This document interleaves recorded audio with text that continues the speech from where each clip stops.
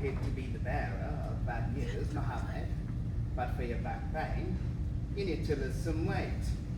If you gain some weight, it may become impossible to recover. Impossible? Fellow Toastmasters and distinguished guests, I took this word very personally to the extent I named him Dr. Impossible.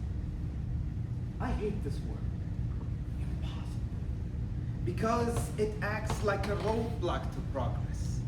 Once said, it becomes one's reality.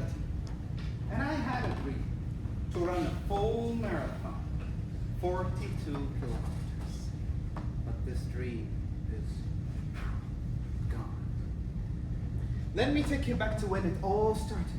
It was a cold night, a day before I met Dr. Impossible in November 2014. I played the first perfect football match of my life, scoring goals left and right, an assist here and a tackle there, and I picked up a back injury. And the next thing I knew was having the longest 28 minutes ride back home filled with screams from severe pain and fear of what's coming. Getting out of my car was harder than an open heart operation. Going to my room was like climbing Everest. It was a nightmare. The next day I went to Dr. Impossible. So the best course of action here, Mohammed, is to inject you with cortisol so you can walk out with no pain. And guess what? He was right. There was no pain. Yet, I gained 40 kilograms from the cortisol. I came back months later to Dr. Impossible. Mohammed, what happened here? I'm sorry, but with all this weight, we will go to the least preferable option, the operation.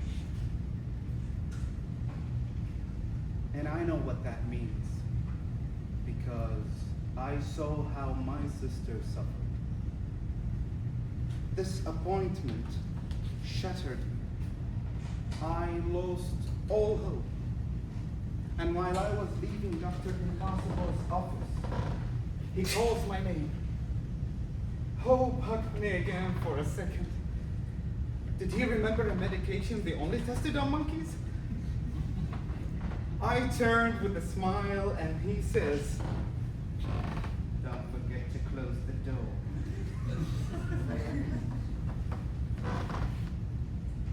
I closed the door, stood there for a minute, and walked the hospital corridors while his voice echoed, impossible, impossible, impossible.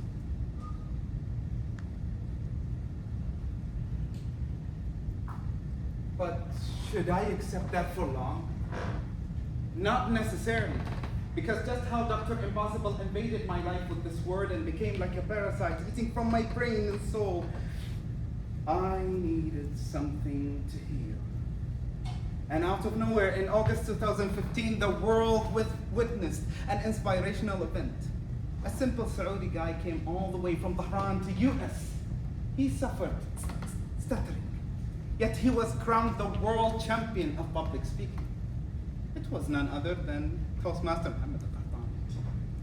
What mattered the most to me was his acceptance speech.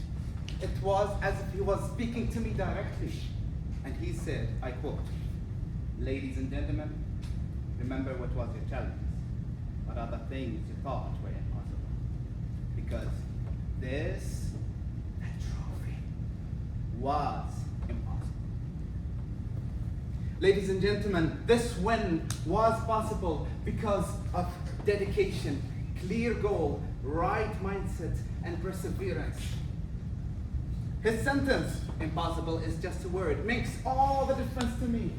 Therefore, I changed my approach, and the next thing I knew was fixing my diet, hiring a personal coach, and the target is to be ready within months for the next marathon. Running and training for the first kilometers was crazy.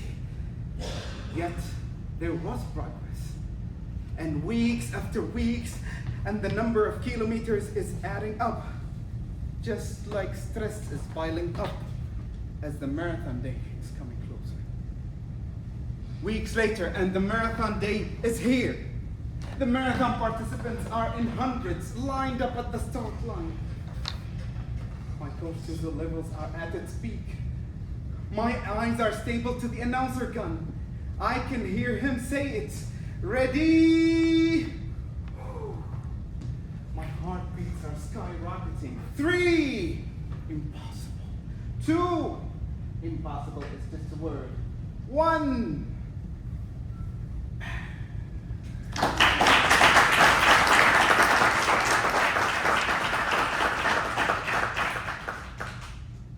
I proved that it is possible. Ladies and gentlemen, seeing the marathon as something possible became a choice. All I needed was a leap of faith, a cure to my mental block, and something to be attached to and persevere. Just look around us and we will find examples of people who made it, so what is stopping us? In life, we are always faced with situations where our ambitions go beyond the known limits. And then we will hear this voice coming from somewhere telling us the